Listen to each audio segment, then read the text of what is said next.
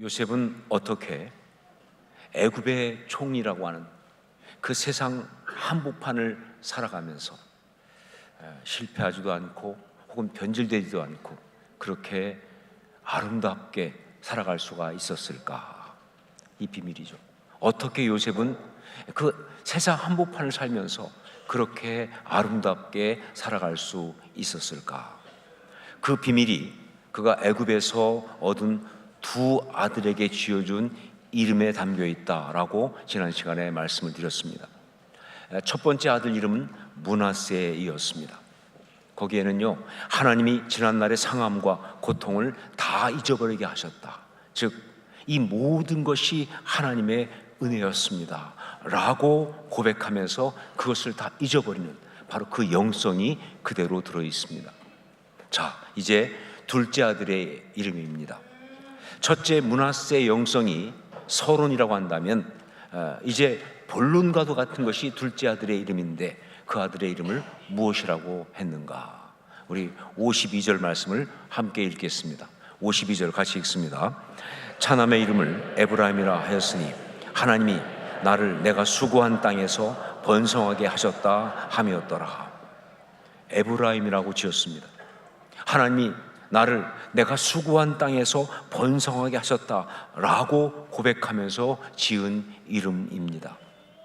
고향을 떠나서 낯선 땅에 와가지고 이 애굽이라는 곳에서 그 많은 어려움을 견디고 그러면서 정말 이겨내면서 그래서 가정을 이루었고 그리고 아들을 낳았는데 그것도 둘째 아들까지 낳았으니까 정말 하나님이 나를 번성하게 하신 그 은혜가 너무나 감사해서 그래서 지은 이름처럼 보입니다.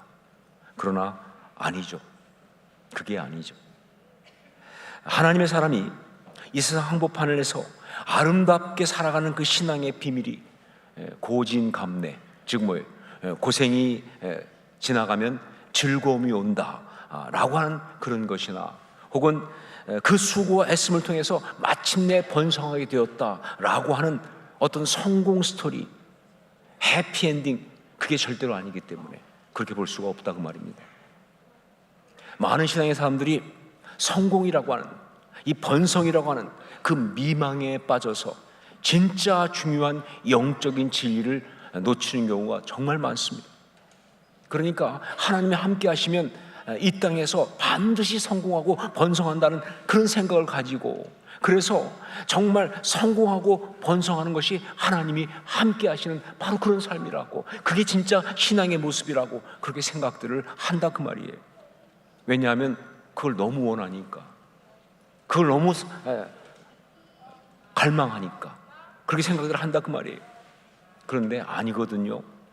많은 경우 맞아요. 하나님이 함께 하시기 때문에 이 땅에서 성공하고 번성하는 것 그런 축복과 은혜가 있는 거 맞습니다. 하지만 반드시 그런 것은 아니다 하는 거예요. 참 신앙의 길을 가는 사람들 중에 오히려 어떤 경우에는 이 땅에서 실패한 것처럼 보이는 심지어 망한 것처럼 보이는 그런 삶을 산 경우도 굉장히 많거든요. 대표적인 분 그분이 바로 누구냐? 우리 주님 예수 그리스도 아닙니까? 우리 주님 예수 그리스도. 여러분 이 땅에서 그분의 삶 가운데 어디 세상적인 성공과 번성이 있습니까? 아니 오히려 그걸 처음부터 철저하게 거부하시고 그리고 십자가의 길을 걸으셨던 분이 아니냐 그 말이에요. 이 땅에서 예수 그리스도의 삶은요 바로 우리한테 신앙이 어떻게 살아가야 하는가를 보여주신 거 아닙니까? 그런데 주님은 그것을 어떻게 보여주셨느냐? 십자가의 길을 가지고 보여주셨다 그 말입니다. 많은 외국된 설교가들이 특히 소위 번영신학이라고 하는 그것에 경도된 그런 사람들이 하나님을 잘 믿으면 이 세상에서도 잘 되고 번성한다 라고 이야기하면서 이게 신앙인의 모습이고 이게 참 신앙의 이야기고 그렇게 이야기들을 하는데 그런데 여러분 정작 성경은요 하나님의 사람이 이 세상을 살아가는 모습이 반드시 성공이고 번성하는 것 그거 아니라고 그렇게 말하고 있거든요. 정작 성경은 여기에서 성경을 좀 아는 사람들은 떠오르는 성경 구절이 있을 거예요. 욥기 8장 7절 내 시작은 미약하였으나 내 나중은 심히 창대하리라 하는 말씀이 떠오르죠. 그렇죠? 아니, 아니라고 했지만 이런 말씀 나오지 않느냐. 이 말씀은 제가 볼 때 정말 성도들이 가장 좋아하는 말씀 중에 하나예요. 그야말로 favorite, 가장 좋아하는 말씀 중에 하나예요. 그런데 그런 말씀이 있는데 왜 아니라고 하시느냐. 여러분, 근데 아셔야 합니다. 이 말씀은요, 성경이 절대적 진리라고 선포한 말씀이 아니라는 거죠. 성경에 나와요. 맞습니다. 그런데 이거는 어떻게 나오는 거냐? 인간적인 생각으로 욥을 도와준다고 하다가 오히려 욥을 아주 굉장히 고통스럽게 만들고 힘들게 했던, 그래서 나중에 하나님한테 왕창 쿠사리를 먹었던 욥의 세 친구 중에 하나인 수아 사람 빌닷의 말이에요. 그것도 욥을 막 책망하면서 잘못된 식으로 말할 때 나온 그런 말이에요. 그러니까 이것은요, 완전히 틀린 말은 아닐지 모르겠지만 그러나 절대적 진리는 아니다 하는 거예요. 여러분, 만일 이 땅에서 성공하고 번성하는 것이 하나님의 사람의 모습이고 그것이 참 신앙이라고 한다면, 신앙인 우리에게는요, 참 많은 영적인 문제와 고민이 생기지 않을 수가 없어요. 특별히 오늘은 정말 이게 문제가 될 겁니다. 왜냐하면 오늘은 어떤 날이에요? 장애인 주일이기 때문에 그렇죠. 번영신앙으로 본다고 한다면 장애인이나 그 가족들에게 참 신앙을 어떻게 적용할 수 있겠습니까? 제가 이전에 사랑부 부모 기도 모임에 가서 이 말씀을 나눈 적이 있었는데, 정말 신앙을 열심히 믿고 기도하면 하나님이 이 세상에서 성공하게 하시고 번성하게 하신다 하는 것으로 만약 이해한다고 한다면 장애인이나 그 가족들은 신앙을 가질 수 없죠. 아무리 기도해도 안 바뀌잖아요. 신앙을 가질 수가 없죠. 제게는 제가 정말 신뢰하고 사랑하는 그런 믿음의 동지들이 참 많이 있습니다. 제가 여기서 그냥 성도들이라고 말하지 않고 믿음의 동지라고 말하는 것은요, 바로 그분의 신앙이 제 신앙을 살리기 때문에, 그분의 신앙이 저에게 정말 영적인 너무나 큰 축복이 되니까 좀 믿음을 가질 수 있게 도와주는 그런 사람이기 때문에 제가 믿음의 동지라고 말씀드리는 거예요. 자, 그런 분 가운데 한 분이 계시는데 그분에게는 자폐장애가 있는 아들이 있습니다. 그분은 모태신앙이에요. 어려서부터 정말 잘 믿었어요. 정말 믿음 가운데 잘 그렇게 성장해서 그래서 결혼을 했는데, 결혼하고 첫 번째 낳은 아들이 자폐 판정을 받았어요. 그때 이분은요, 힘들었지만 그러나 정말 좌절하고 절망하기보다는요, 하나님은 기적을 이루신 하나님이시다 라고 믿으면서 정말 열심히 최선을 다하여 그 아들을 믿음으로 키웠습니다. 비록 자폐이지만 그러나 하나님의 역사하심으로 보란듯이 세상 앞에 정말 성공적으로 키워 세우겠다는 그 열망을 가지고 기도하면서 하나님의 기적을 바라면서 또 자기가 할 수 있는 모든 교육적인 걸 다 동원해가면서 그렇게 아들을 키운 거예요. 자, 그런데 결국 어느 날 아들의 장애를 더 이상 부정할 수 없는, 인정할 수밖에 없는 그런 상황과 맞닥뜨리게 됐어요. 그때 그분은 무너졌습니다. 마음도 무너지고 믿음도 무너지고 삶도 함께 무너졌어요. 정말 절망이 밀고 들어왔습니다. 그런데 그래도 그분은 정말 신앙의 사람이기 때문에 하나님 앞에 나가서 엎드렸어요. 그래서 몇 날 며칠 하나님 앞에 엎드려 울부짖으면서, 하나님 어떻게 이럴 수 있습니까? 하나님 이건 말이 안 됩니다. 하나님 이건 정말 억울합니다. 여러 가지 막 그냥 그 마음에 있는 그런 어떤 그런 아픔을 토하면서 하나님 앞에서 울며 절망하며 고통했습니다. 그렇게 몇 날 며칠 하는 가운데 어느 날 성령께서 그의 마음을 잡으시면서 그러면서 자기가 잘못된 신앙 가운데 있다는 것을 이분이 불현듯이 깨닫기 시작한 거예요. 자기가 말은 그렇게 안 했지만 그때까지 세상적으로 성공하고 잘 되는 것이 진정한 신앙의 결론이고 축복이라고 그렇게 생각하고 살았다는 사실을 깨달은 거예요. 이게 잘못됐다는 것을. 그래서 하나님 앞에서 회개하기 시작했어요. 솔직히 뭐 회개할 만한 그런 죄라고 생각합니까? 아니잖아요. 아니, 그렇게 생각하는 것이 뭐가 그렇게 회개할 거겠어요. 그런데 여러분, 영적은 그렇습니다. 우리가 성령께서 역사하시면요, 아무 죄가 아닌 것 같아도 그게 얼마나 무서운 죄인지를 본다니까요. 예, 남들이 볼 땐 다 괜찮은 것 같아도 그게 얼마나 사실 악한 그러한 죄인지를 보고 회개하는 게, 그게 신앙의 역사죠. 이분이 그 역사 가운데 들어갔어요. 그래서 회개하고 그러면서 그 잘못된 신앙을 하나님 앞에 내려놓은 거예요. 그랬더니 진정한 십자가 은혜가 임하기 시작한 거예요. 그러면서 그분은 제가 아는 분 중에 가장 사랑스럽고 아름다운 진짜 신앙의 사람이 되었습니다. 잘 믿으면 무조건 번성한다? 그거 절대 아닙니다. 그것이 세상 가운데서 하나님의 사람이 아름답게 살아갈 수 있는 참 신앙의 비밀이 절대 아니다, 그 말이에요. 자, 그럼 뭐냐? 요셉이 에브라임이라고 지으면서 하나님의 사람으로 이 세상 한복판에서 아름답게 살아가기 위해서 고백하고 있는 그 비밀, 그 결단은 그럼 뭐냐? 여러분, 에브라임이란 말은요, 파라라고 하는 그 말에서 나온 단어입니다. 그 에브라임이란 말에 어근이 되는 것이 파라예요. 자, 그런데 이 파라가 무슨 뜻이냐? 이건 바로 열매를 맺다, 그런 뜻입니다. 그러니까 열매를 맺음으로 번성하는 거, 이게 파라예요. 그렇기 때문에 이 파라라고 하는 이 말은요, 포인트가 어디에 있느냐? 번성에 있지 않아요. 열매에 있지. 열매가 포인트예요. 번성은 따라오는 거예요.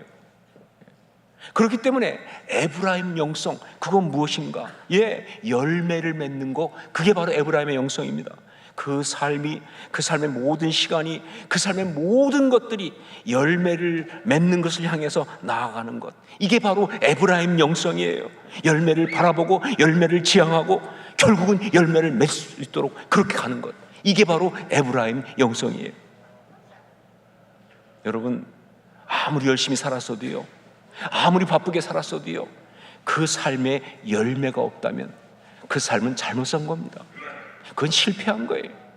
예, 세상적으로 아무리 뭐 성공한 것 같아도요, 소유가 어마어마하게 많고 어떤 명예가 높고 뭐 권력을 가지고 있고 뭐 정말 세상적인 성공이라는 어떤 것을 다 가지고 있다 할지라도 그 삶 가운데 삶의 열매라고 부를 수 있는 것이 만일 없다고 한다면 그 인생은 실패한 것이다. 아니, 그 인생은 망한 것이다 라고 볼 수밖에 없는 것이죠. 여러분, 성경에서 인생에 대하여 가장 놀라운 통찰을 던지고 있는 책이 뭔지 아십니까? 예, 정말 인생에 대한 가장 탁월한 지혜를 설교해 주는 책이 하나 있는데 그게 뭔지 아시는지? 그게 바로 전도서입니다. 전도서. 다윗의 아들 예루살렘 왕 전도자의 말씀이라. 예, 지혜의 왕 솔로몬이 자신을 왕이라고 부르지 않고 뭐예요? 전도자라고.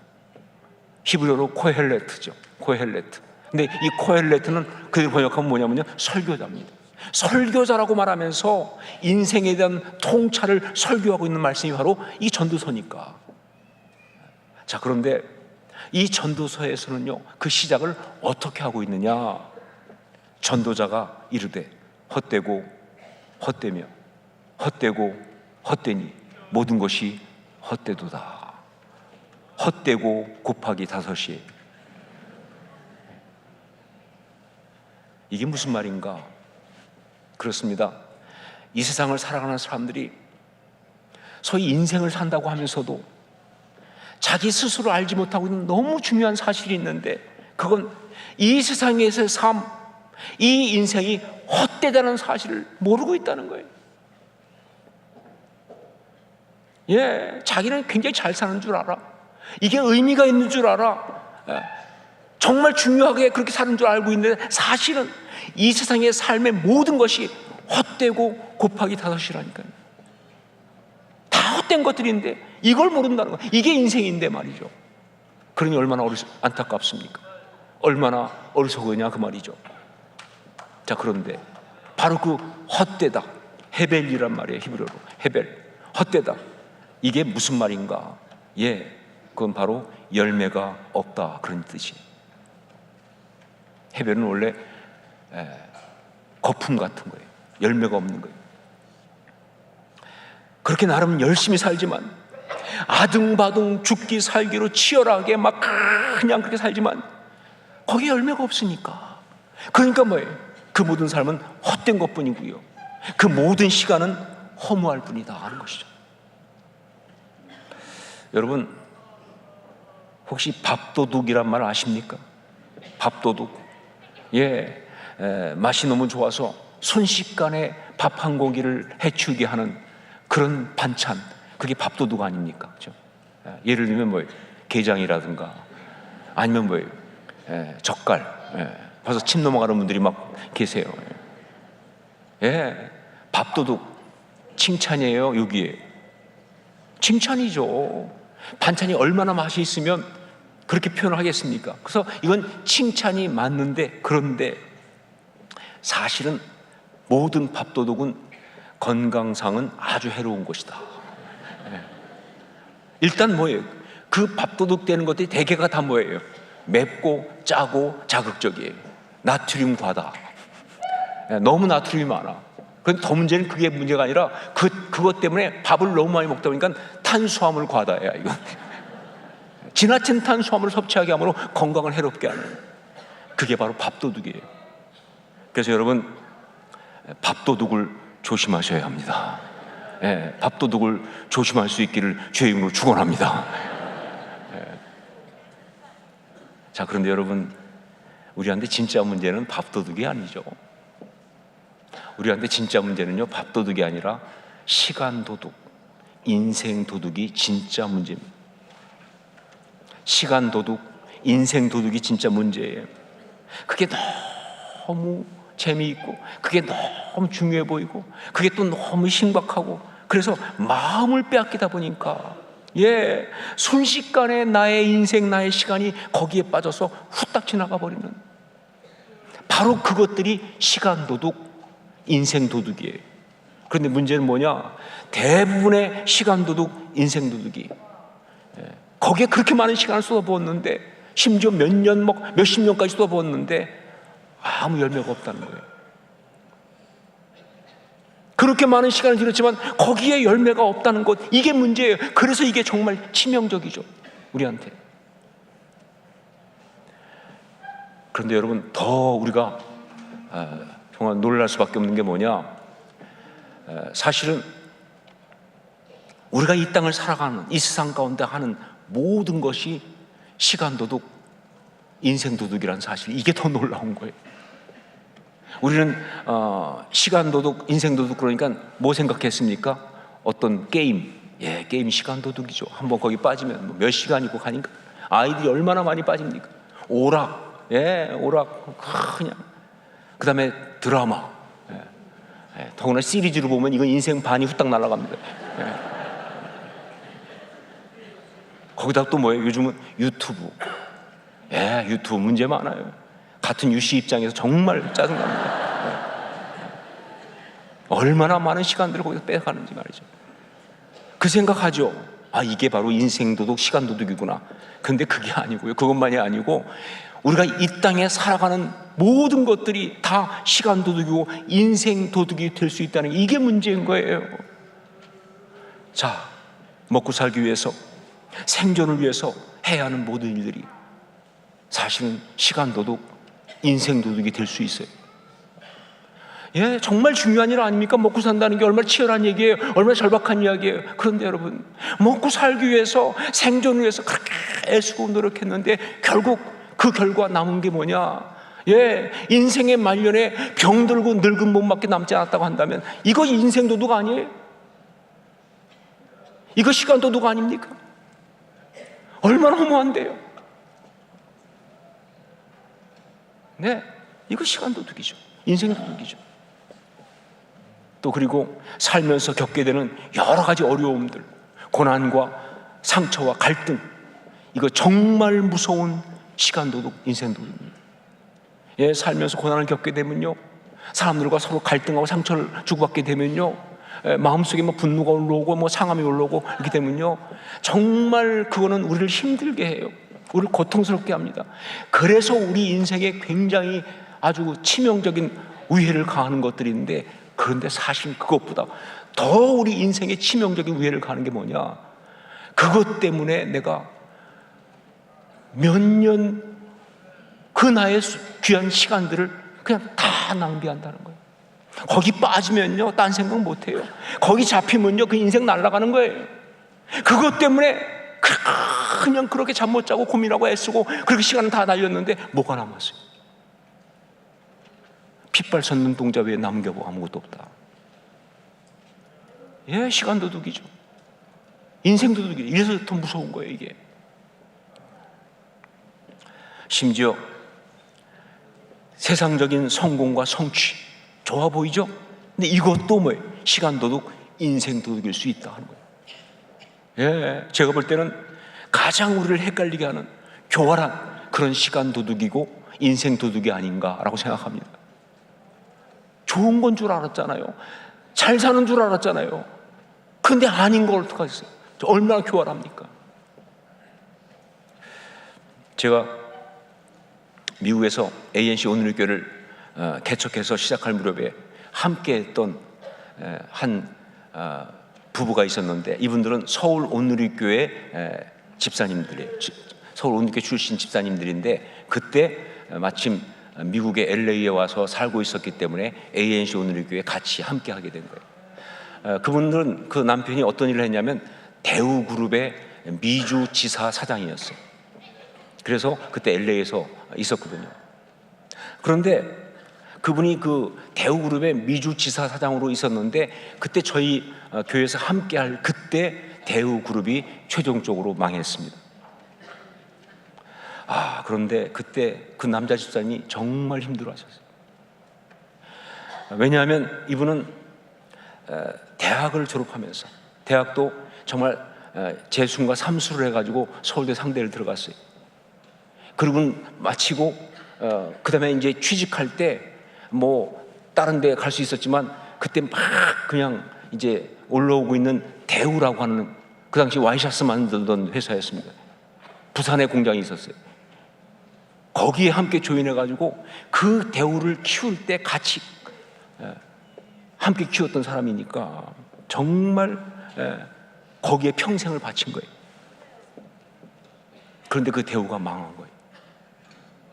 그게 최종적으로 망하던 날, 그분이 울먹거리면서 저한테 얘기하더라고요.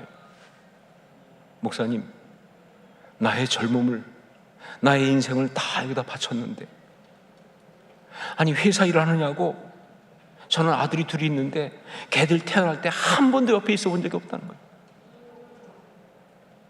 아내와 아이들 어릴 때 보면 항상 보면 자기는 없는 거예요. 거기 사진 찍어보면 없어요. 자기는 같이 시간도 보내지 못하고 가족들과 그렇게 정말 모태신앙이지만 출장 때문에 혹은 바이어 접대 때문에 주일 제대로 못 지키고 신앙생활 제대로 못하면서, 그분 표현 그대로 얘기하면 미친놈처럼 회사에 헌신했는데, 그런데 이렇게 제 나이 50대 중반에 그 회사가 망해버렸으니 도대체 제 인생에 남은 게 뭡니까?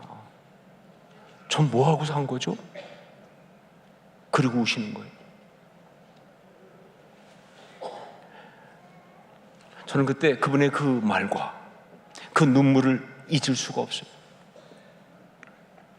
그러면서 새삼 그때 깨달은 게 뭐냐, 정말 이 세상 가운데서 하나님의 사람으로 바르게 아름답게 살아가는 것이 얼마나 어려운가. 왜냐하면요, 바로 이런 인생 도둑들이 있기 때문에. 예, 그분이 뭘 잘못 살았어요? 아니, 그분이 뭘 그렇게 잘못한 것 같아요? 정말 열심히 산 거 아니에요? 근데 결론이 이렇게 된다면 어떻게 살아야 되죠, 우리가? 여러분, 이 세상을 살아간다는 거 정말 쉽지 않습니다. 오늘 말씀에 요셉도 마찬가지죠. 요셉은 애굽의 총리가 되어서 그 중요한 일을 아주 열심히 하고 있어요. 보통 축복이 아닙니다. 그렇잖아요. 생각해 보세요. 그 가나안 땅의 그 베두인, 그 유목민 출신이 그 당시 최대 강국인 애굽의 총리가 됐다는 건요, 이건 개천에서 용이 나와도 정말 여러 마리 난 거예요. 대단한 거죠, 그렇죠? 있을 수 없죠. 그리고 그 일 자체가 얼마나 중요합니까? 총리라니까요. 그 온 나라를 갖다가 좌지우지하는 굉장히 중요한 일을 하고 있는 거예요. 정말 중요하고 정말 바쁘고 정말 축복된 일이고 굉장한 그런 은혜이지만, 그러나 여러분 아셔야 돼요. 이게 동시에 요셉에게는 치명적인 시간 도둑, 인생 도둑이 될 수 있다는 거예요. 그거 하다가 인생 날아가고 나면 그 인생 어디 가서 건집니까?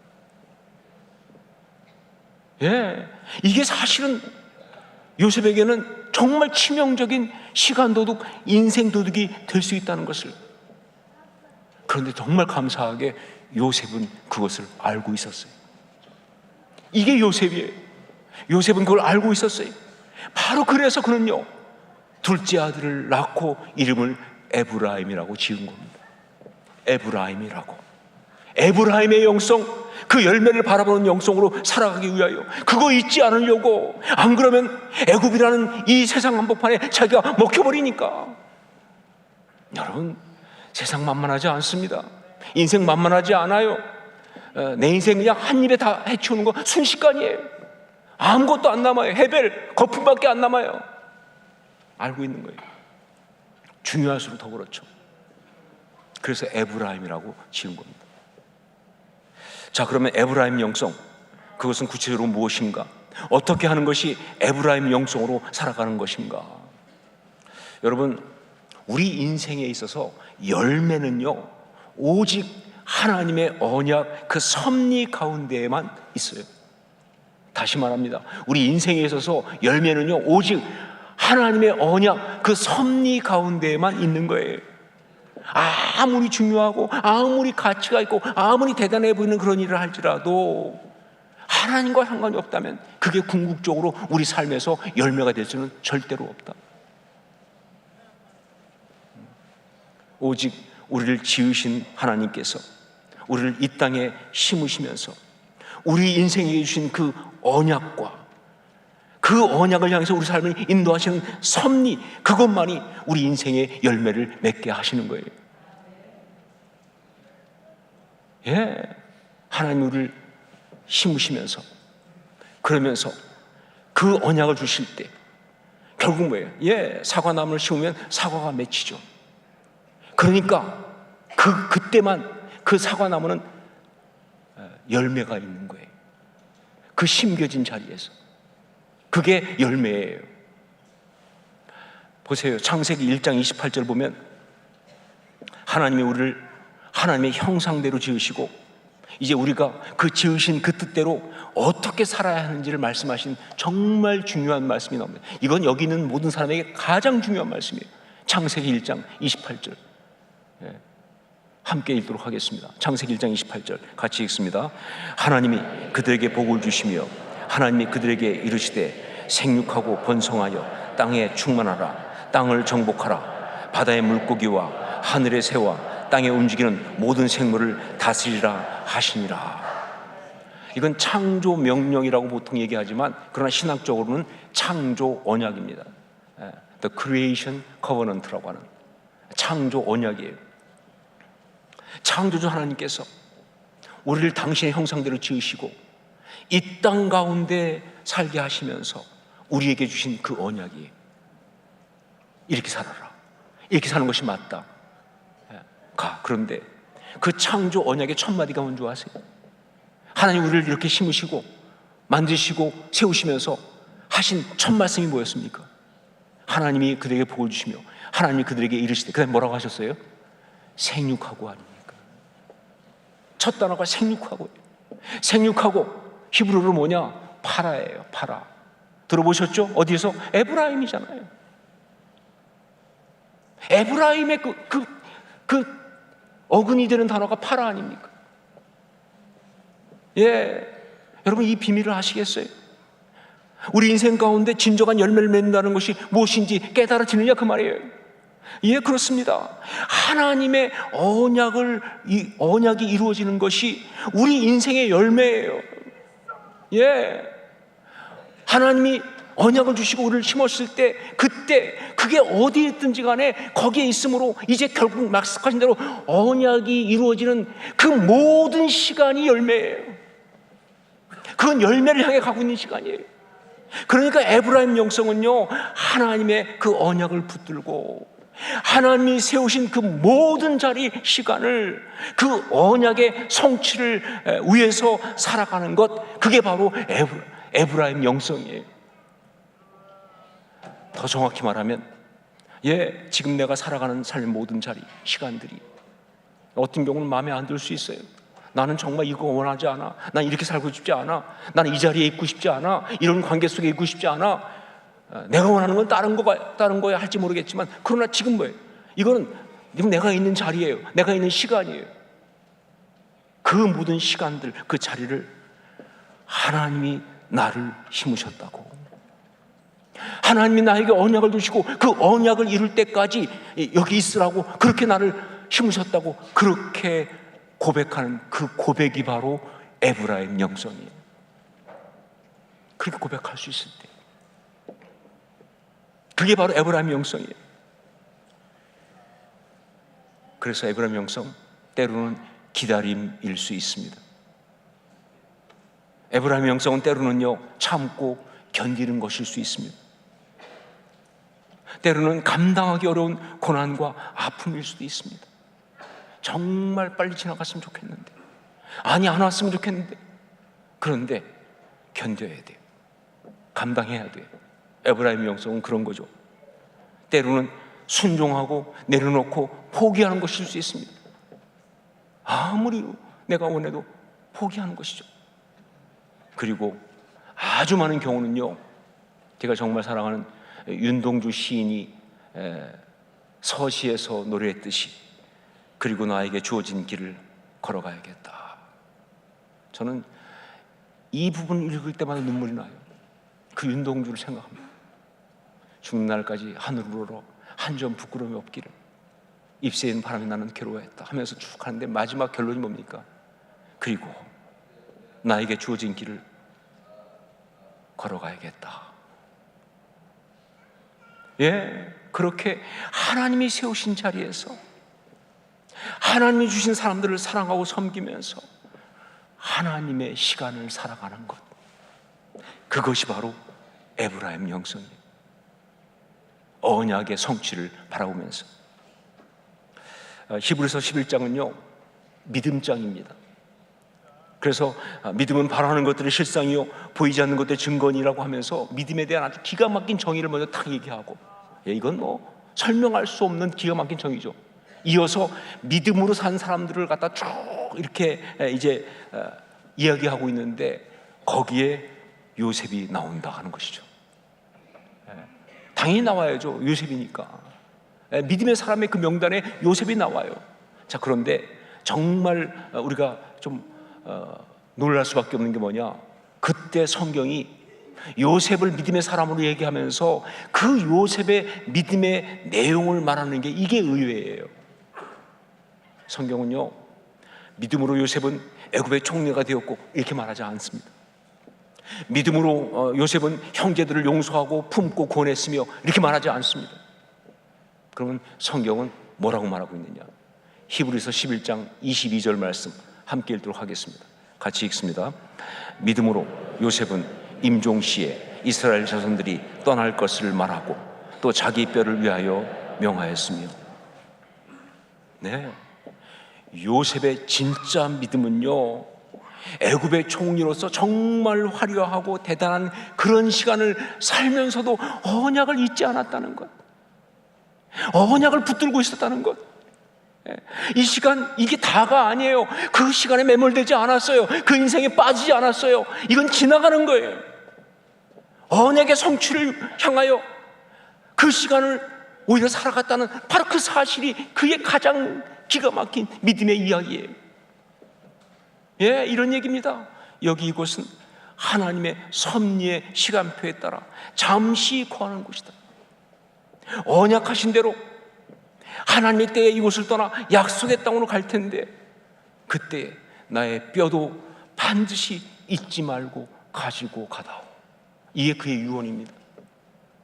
여러분 아시지만 애굽은요, 이집트는요, 죽은 자들을 기념하는 데는 전 세계에서 가장 뛰어난 나라 아닙니까?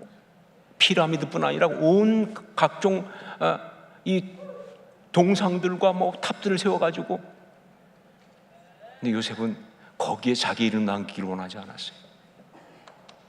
그럼 거기에 매몰되는 거예요. 그래서 지금 애굽에는 요셉 이름은 찾아볼 수가 없죠.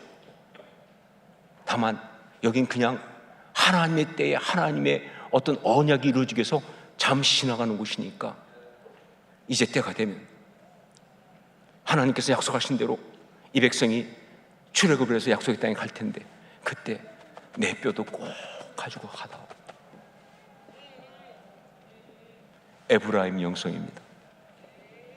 예, 요셉이 에브라임 영성으로 살았다고 하는 반증이에요.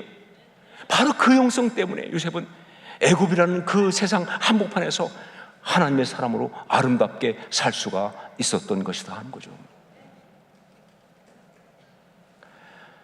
이 세상 한복판에서 하나님의 사람으로 살아가야 하는 여러분, 예, 비장하죠. 이 세상 한복판에서 그냥 사는 게 아니라 하나님의 사람으로 살아가야 하는 여러분, 요셉처럼 므낫세 영성으로 그리고 에브라임 영성으로 살아가실 수 있기를 주의 이름으로 축원합니다. 기도하겠습니다.